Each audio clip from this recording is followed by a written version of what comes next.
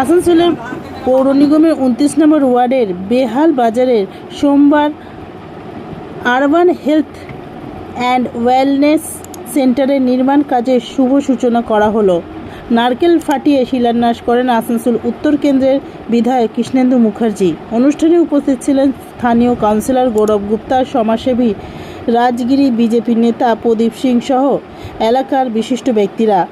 বিধায়ক কৃষ্ণেন্দু মুখার্জি জানান, এই স্বাস্থ্য কেন্দ্র চালু হলে ওয়ার্ড 29 সহ আশেপাশের হাজার হাজার মানুষ প্রাথমিক স্বাস্থ্য পরীক্ষা, মাতৃ ও শিশু স্বাস্থ্য পরিষেবা, টিকাকরণ এবং বিনামূল্যে ওষুধের সুবিধা পাবেন। তিনি বলেন, সাধারণ মানুষের সেবাই তাদের সরকারের প্রধান লক্ষ্য। অন্যদিকে কাউন্সিলর গৌরব গুপ্তা জানান, দীর্ঘদিনের দাবির পর এই স্বাস্থ্যকেন্দ্রে কাজ শুরু হওয়ায় এলাকাবাসী অত্যন্ত খুশি। স্থানীয় বাসিন্দারা এই উদ্যোগকে স্বাগত জানিয়েছেন।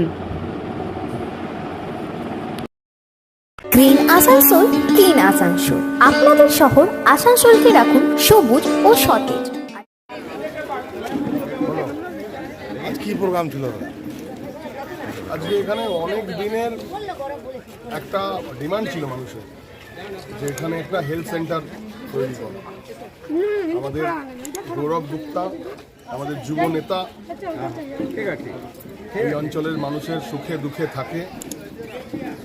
গৌরবের নেতৃত্বে এখানে এই হেলথ সেন্টার, আমরা যেভাবে যা যা সাপোর্ট দেওয়ার আমরা দিয়েছি। প্রথম এরকম একটা হলো, এরপর আরও যা যা কাজ আছে এখানে সাধারণ মানুষের জন্য সুবিধার জন্য যা যা করণীয় পশ্চিমবঙ্গ সরকার আছে, মাননীয় মুখ্যমন্ত্রী শুভেন্দু অধিকারী আছে, যা যা প্রয়োজন সেই জিনিস আমরা তাদেরকে দেবো। সময় লাগবে কিন্তু মানুষের প্রয়োজন আমরা মেটাবো, এই সরকার মেটাবো। জনগণের সমর্থনে এই সরকার এসছে। যা যা প্রয়োজন আছে, দৈনন্দিন যা যা চাহিদা মানুষের, সেই সুবিধা থেকে সাধারণ মানুষ বঞ্চিত হবে। এটা তার প্রথম পদক্ষেপ।